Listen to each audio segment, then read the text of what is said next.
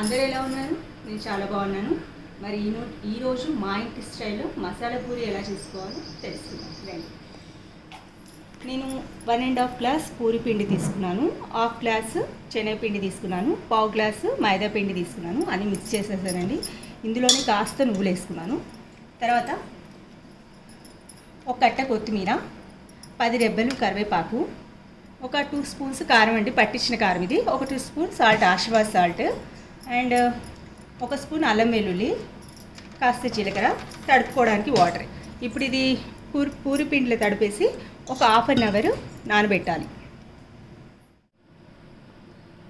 కారం వేసామండి, ఉప్పు, అల్లం వెల్లిపాయ పేస్ట్ 1 టేబుల్ స్పూన్ వేసుకోవాలండి.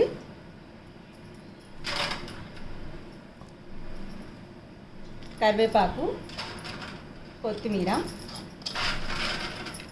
ఇప్పుడు పూరి పిండిలో తడిపి ఒక హాఫ్ అన్ అవర్ నానబెట్టుకోవాలి. ఇలా పూరిలో ఒత్తుకోవాలండి.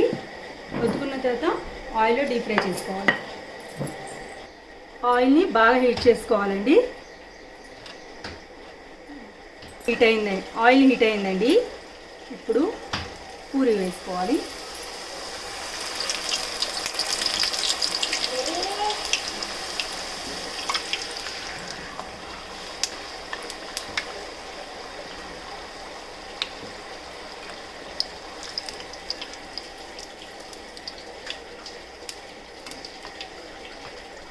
ఇదండి మసాలా పూరి.